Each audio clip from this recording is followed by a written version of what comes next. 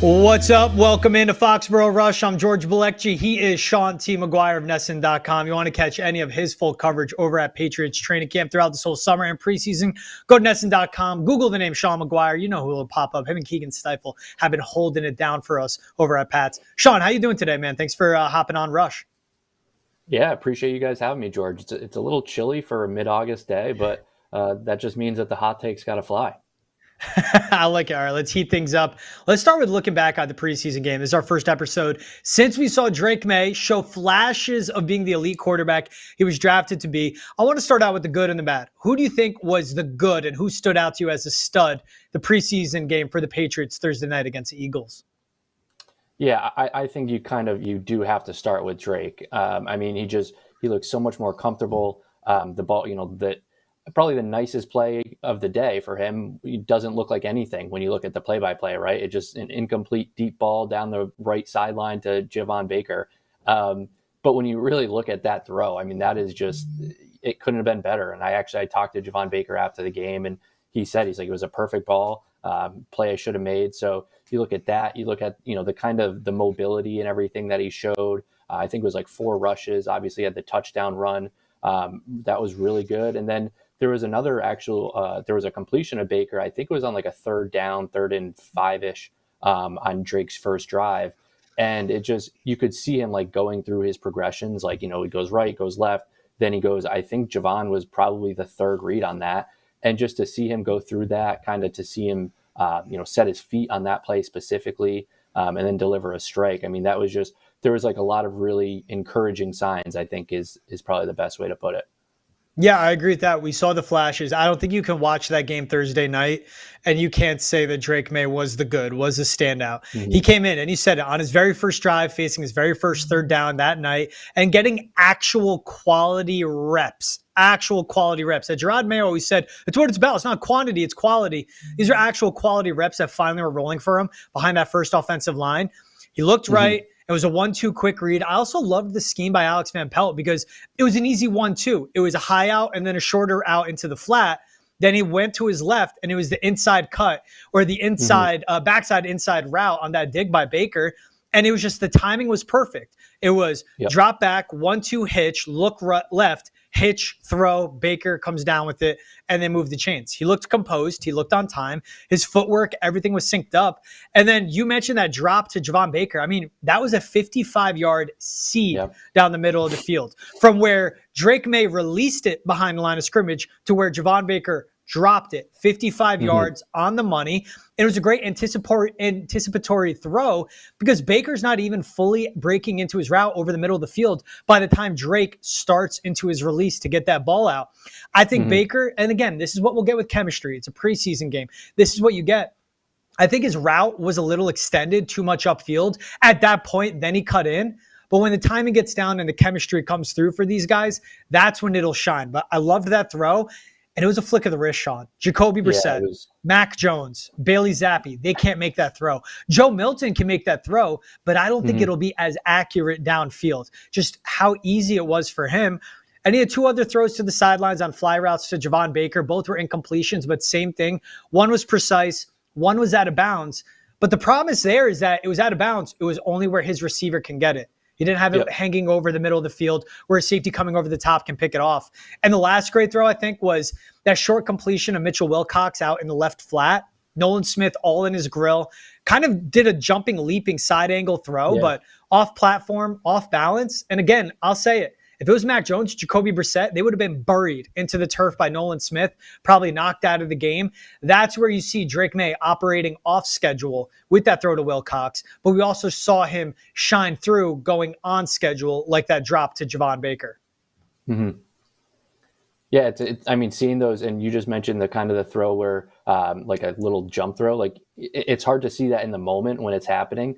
And to kind of see that surface on Twitter or something the next morning it's like, wow, that's a nice play. And he had a few of those. Yeah, I think and then we'll see the processing still come along. I mean, there's the good, and we'll get into the bad player. I just want to go a little more on Drake Maye because I believe it deserves the attention because the entire future of this franchise for the next 5 to 10 years hangs on the fact if Drake Maye can be a good starting quarterback. Where we see the shortcomings is still like fumbled snaps. It's the little things. But he's doing the big things right. Like processing was my concern for him. But when you talk to Alex Van Pelt or Drake Maye or anyone in New England, they're excited because of his IQ and how quick he can make reads and read an NFL offense and defense. So that shined through. But then there's the fumbled snaps, like we saw on a design toss play that he couldn't connect on. We've seen it in practice. We've seen it in games. How often do you see that from an actual starting quarterback in the NFL? Almost 0 times per season. It's very uncommon. It's the little things of him still getting used to being under center. But when he consistently can be under center, consistently have his footwork be maintained and his mechanics all throughout a game, once all of that comes together, that's when he'll be a starting quarterback. We'll see left and right tackle what happens there. But that to me is when we will know Drake Maye can actually be a starter and he will take the job from Jacoby Brissett. What about bad? Who was the bad to you on Thursday night? I mean, if you want to stick with the quarterbacks, I think it's pretty clear that Jacoby Brissett was among those. I mean, that for a veteran guy, you know, he comes in kind of lauded as someone who doesn't turn the ball over, you know, doesn't make those types of mistakes. And for you to be in the red zone, you know, have pretty much an automatic 3 points on the board and you to throw that red zone pick, you know, just forcing it, you know, for really no other reason than that. He was just forcing it to Austin Hooper. Avonte Maddox stepped right in, picked it off, took it, 45, 50 yards the other way to set up the Eagles with really good field position. I mean, that's a really bad play. That's a really bad mistake. And Gerard actually came out the next morning, on Friday morning and talked about it. And he didn't pull any punches. He called it terrible. I got the quote right here. Yeah, it was just forcing the play. We had other guys open on that play. It was a poor play. It was a terrible play. And we can't have those, especially when you have guaranteed points on the board. So, I mean, it just felt like, we didn't know this at the time of the interception, but now, looking back on the game, you saw Drake, take steps forward. And so I certainly think that, Drake's performance combined with Brissett's performance, I mean, there's no doubt that Drake kind of tightened the gap a little bit, in those sorts of competitions. And he was the best quarterback for the Patriots, no doubt. And Jacoby Brissett, I would say, had a really down day. Yeah, that was an awful interception by Jacoby Brissett. I mean, he's a veteran in the league. You said he's a guy that's lauded to, I think his interception rate is like sub 2% of his throws, which is great for an NFL quarterback. And Jacoby Brissett, his job is to keep the offense on schedule and keep them scoring points, whether that's 7 or 3.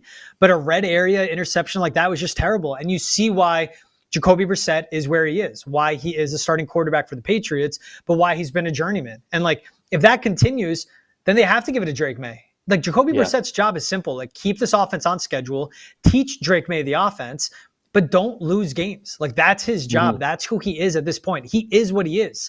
Drake Maye will continue to grow.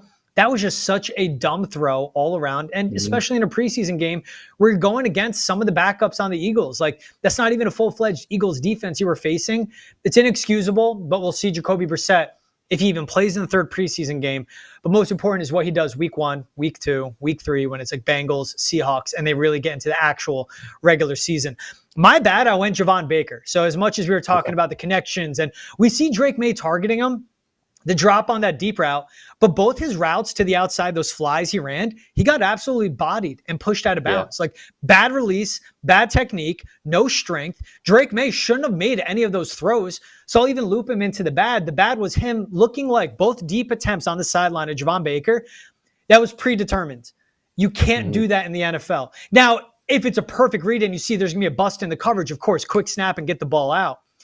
But there was a Mitchell Wilcox underneath open, but maybe he was a 4th read. But you got to take what the defense gives you. But Javon Baker, there's got to be better fight, better release, better route running. You can't get bullied along the sidelines. It looked like Devontae Parker when he got absolutely thrown out the club against the Dolphins early last season. And it was one of the worst interceptions I've ever seen because that throw was made no matter what. Javon Baker is going to be very important for this offense. When Kendrick Bourne gets healthy and plays, or even before he returns, and for him to be a boundary receiver, a guy that is respected and expected to do a lot because of his catch radius, his body control along the sidelines, to get pushed around like that cannot happen. Now, of course, he's a long-term play, and he's a wide receiver 3 at most, in my opinion, but it was a bad showing by Javon Baker, who had flashes early in the season, but his preseason game played bad. But you could tell between Drake and Javon, like, that's his guy. That's probably been his guy all camp. That's been his guy behind closed doors when we can't even see if they're doing extra work away from practice.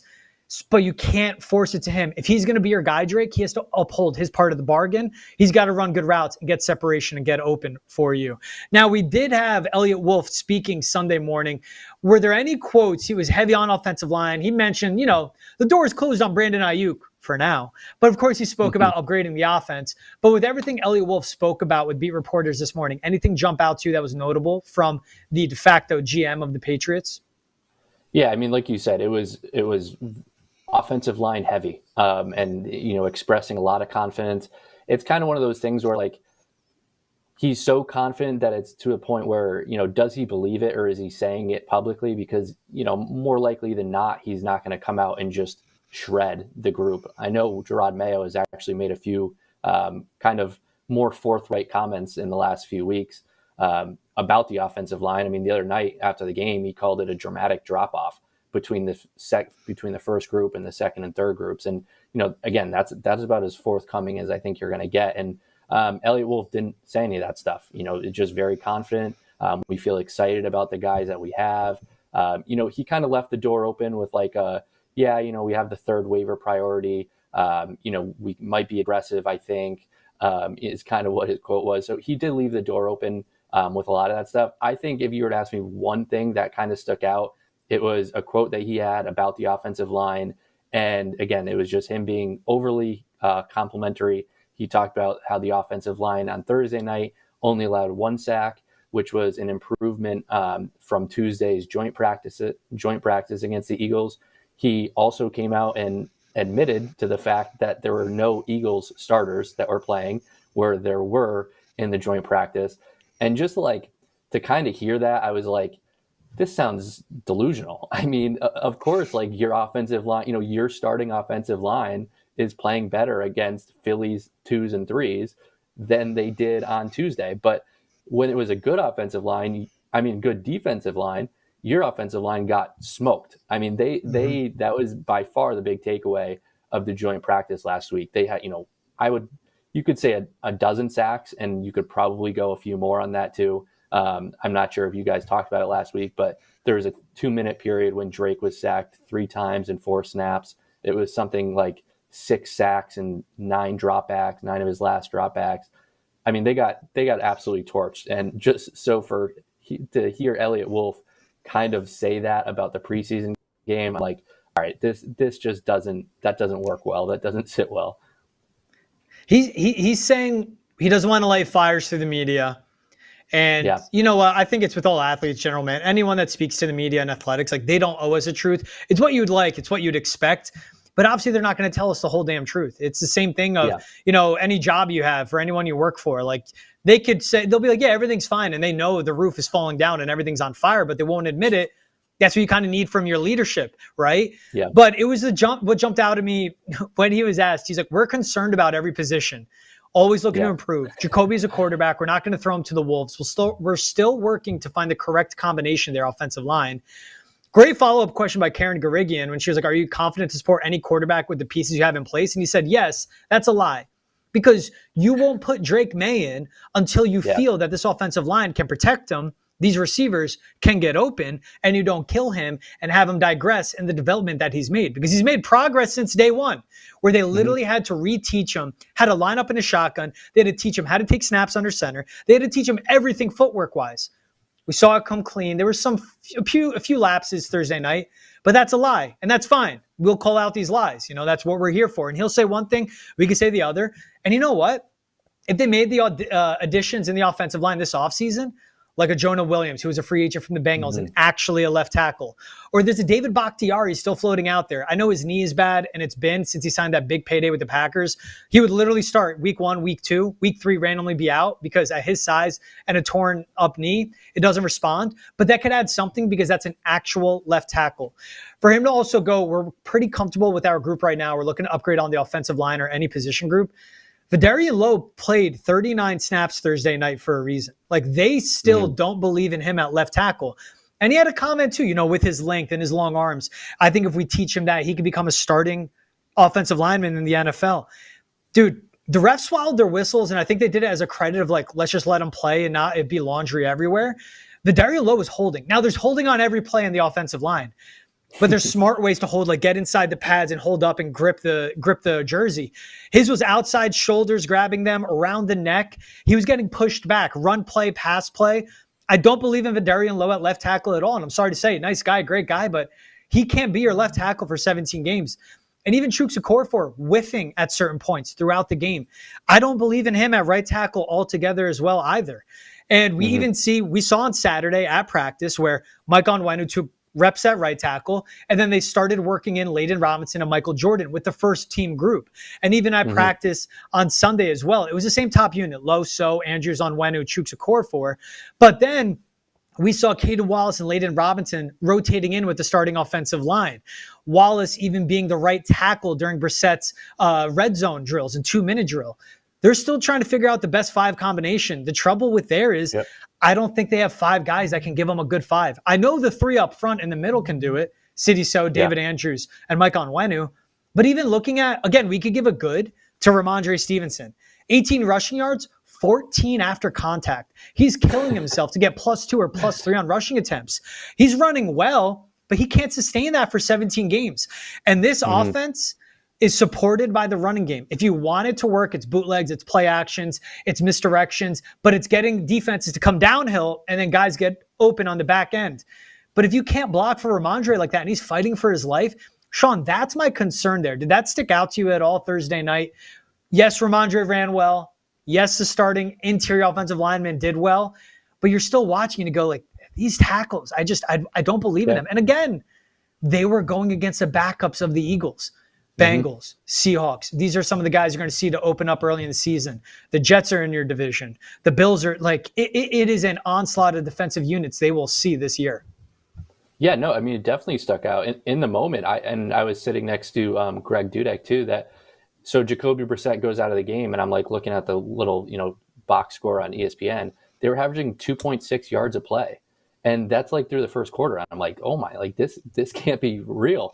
And then Drake comes in, and they get a little bit better, but it was very clear. They didn't have a ton of room in front of Ramondre. The pass protection I didn't think was as bad. Again, the 1 sack, but you're right. The room on the ground was just more or less non-existent. There was not a lot of laundry on the field, and I get the 1 sack, but I believe that was supported by Vidarian Lowe just holding, like just watching his hands. And again, there's holding on every play. High school, college, NFL. There's holding on every play at the line of scrimmage between offensive and defensive linemen. There's what you can get away with. But like Vidarian Lowe is blatant. And I just believe the refs just were told not to call it. Like, let them play, let them get the reps. But my concern is still Vidarian Lowe just getting pushed back. I think Chuk can be fine at right tackle. I mean, he's done it for 6 years. He's had 1,000 plus snap seasons for the Pittsburgh Steelers. You don't just play that many reps for a good team that wins football like the Steelers and stink. Like, he can get the job done at right tackle. It's left tackle that's a concern. It's what it's been all offseason. And I've talked about it on Boston Has Entered the Chat. I think Patriots fans, they just need to. I know who they'll watch on Sundays. On Saturdays, just pay attention to Will Campbell at LSU.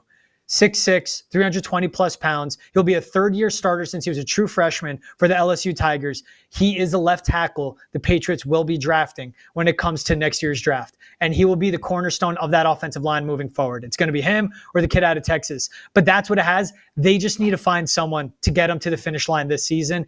They need to find someone to protect Drake Maye. I think that's the important part in all that. Also, in college Eliot already, George. I didn't want to do it. I appreciate it. Yeah, I did. I didn't want to this early, but it was before the game. But just looking at what's happening and what the projection is, and just seeing Vidarian Lowe there, I threw my hands up. I was like, I don't care at this point. And it was also what they can do post Judon trade, right? So I was like, all right, Will Campbell will be the first pick. Trey Harris out of Ole Miss, 6'2", 205, 210 pounds, prototype for Eliot Wolf, good downfield receiver, good catch radius, athletic, not super fast, but he's big, kind of reminds me of Mike Evans with his size and speed. I think that's a guy they're going to target too. And again, I mentioned it with the Matt Judon trade. Eliot Wolf was asked about him as well, and he was basically like, we knew it was best for the player. We did what's best for us. It was displeasure. Teams always check in. It was good to see Keon White show his flashes and how well he played. It was also good to see Josh Uche and other guys deep down the roster, because it's going to be by committee to replace the output that Matt Judon has. It's going to be tough to get 13, 14 sacks from one guy, but Keion White in multiple alignments, he can be the dude on the defensive line that takes over, and it would be huge because he's under a cost control contract for the next 3 seasons. Yeah, I mean, and I talked to Keion White after the game too. I mean, and like you said, he's just so versatile. He can rush from the interior, can come off the edge. We did see him. He did start off the edge. I believe it was Anthony Jennings on the other side, excuse me, when the game started. And then, the first third down comes and you see Drake Maye come in, you see Josh Uche come in, and, then Keion White shifts inside. So he definitely has a versatility. When I did talk to him, it was kind of almost refreshing to hear. He doesn't think so the whole outside perception now is what you're talking about, and kind of what I thought too, is that Keion White is going to be such a key factor in replacing Judon off the edge. He doesn't think of it that way. He's kind of said, he's like, my preference is to be the interior rusher. And, he feels like he's, fast on the interior and slower on the edge. So that's kind of what, when it comes to obvious passing downs, third and longs, those sorts of things, in Keion White's mind, he would rather be on the interior rather than on the edge. So that was kind of, that was interesting to, hear him be so kind of, I don't know, upfront about it, I guess, that sort of thing. Mm-hmm. But he'll definitely, and that's not to say that his production, in the grand scheme of thing, won't take up for won't make up for what Judon's leaving behind. I mean, he can definitely be a double-digit sack guy this year, I think, from both the interior and the exterior. So I think a lot about it, a lot of, making up for Judon at this point will be those edge rushers I mentioned, Anthony Jennings, Josh Uche, Drake Maye, O'Shane Jimenez.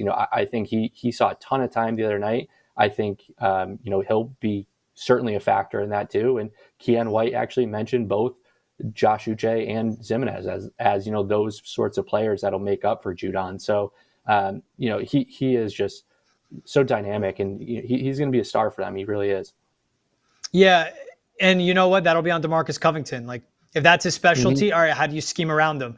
And we've seen guys like Jelani Tavai, he got that extension this offseason. I know he's an off-ball linebacker, but he's shown alignments on the edge as a rusher, as an outside linebacker. You mentioned Anthony Jennings. That's their best run defender on the edge. He grades out every week on PFF as one of their top run defenders.